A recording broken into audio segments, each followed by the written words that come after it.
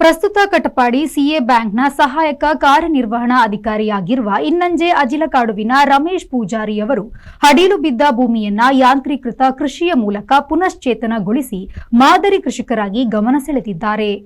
ತಮ್ಮದೇ ಸೇರಿದಂತೆ ನೆರೆಹೊರೆಯವರು ಹಾಗೂ ಸಂಬಂಧಿಕರ ಸುಮಾರು 6 ಎಕರೆಗೂ ಅಧಿಕ ಹಡಲು ಬಿದ್ದ ಗದ್ದೆಯಲ್ಲಿ ಯಂತ್ರದ ಮೂಲಕ ಚಾಪೆ ನೇಚಿ ನಾಟಿ ಕೈಗೊಂಡು ಬತ್ತಿ ಹೋಗಿದ್ದ ಭೂಮಿಯನ್ನ ಹಸನಾಗಿಸಿದ್ದಾರೆ.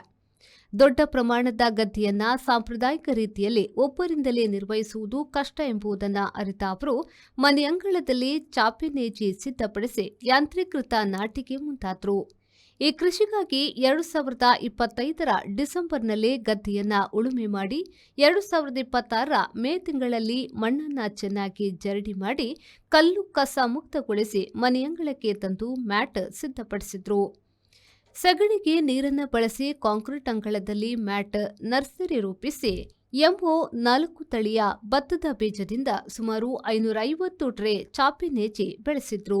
ನಾಟಿಗೆ 4 ದಿನಗಳ ಮೊದಲು ಹಟ್ಟಿಗೊಬ್ಬರ, ಕೋಳಿಗೊಬ್ಬರ, ಸುಣ್ಣ, ಸುಟ್ಟ ಮಣ್ಣು ಸೇರಿದಂತೆ ಸಾವಯವ ಗೊಬ್ಬರವನ್ನು ಬಳಸಿ ಗದ್ದೆಯನ್ನ ಸಿದ್ಧಪಡಿಸಿದ ಬಳಿಕ ನೀರಿನ ಮಟ್ಟವನ್ನು ತಗ್ಗಿಸಿ ನಾಟಿ ಯಂತ್ರದ ಮೂಲಕ ಮಲ್ಲಮಾರು, ಪೆರ್ಲುಮಾರು, ಗೊರಟಗ, ಕೊಂಕದ, ದಂಬಿದ ಕಂಡ, ಕುಲಿಂಚಿ, ಕಾರಿದಡಿ, ಕಲ್ಲಕಂಡ, ಬಾಕ್ಯಾರೋ, ಪೊಯ್ಯಕಂಡ ಸೇರಿದಂತೆ ವಿವಿಧ ಗದ್ದೆಗಳಲ್ಲಿ 16 ದಿನಗಳ ಚಾಪೆ ನೇಚಿಯನ್ನ ಸಾಲು ಪದ್ಧತಿಯಲ್ಲಿ ನಾಟಿ ಮಾಡಿದ್ದಾರೆ.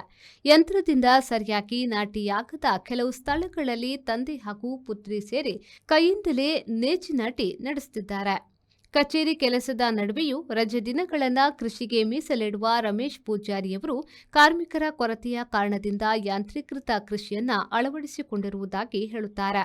ಅವರ ಪುತ್ರಿ ನೆಟ್ಟೆ ಎಂಟೆಕ್ ವಿದ್ಯಾರ್ಥಿನಿ ದೀಪ್ತಿ, ಪತ್ನಿ ರೇಖಾ ಹಾಗೂ ಆಪ್ತ ಸ್ನೇಹಿತರು ಸಹ ಕೃಷಿ ಕಾರ್ಯದಲ್ಲಿ ಕೈ ಜೋಡಿಸಿದ್ದಾರೆ.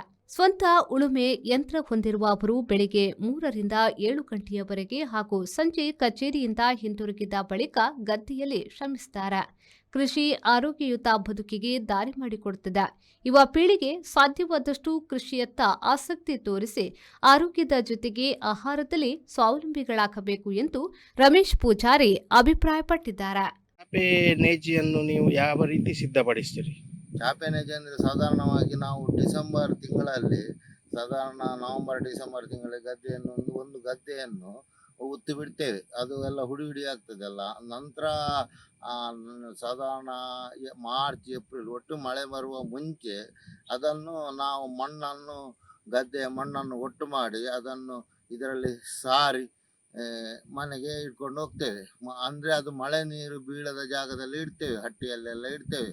ನಮಗೆ ಎಷ್ಟು ಬೇಕಾಗ್ತದೆ ಅಷ್ಟನ್ನು ನಮಗೆ ಒಂದು ಅಂದಾಜುಂಟು ಇಷ್ಟೇ ಬೇಕಂತೇಳಿ ಅಷ್ಟನ್ನು ಹಟ್ಟಿಯಲ್ಲಿ ಇಟ್ಟು ಮಳೆ ನೀರು ಬೀಳದಾಗೆ ನೋಡಿಕೊಂಡು ಮತ್ತೆ ಮಳೆ ಬಂದು ನಾಟಿ ಮಾಡುವ ಒಂದು ರವಿರಾಜ್, ವಿ4 ನ್ಯೂಸ್, ಪಡುಬಿದ್ರಿ.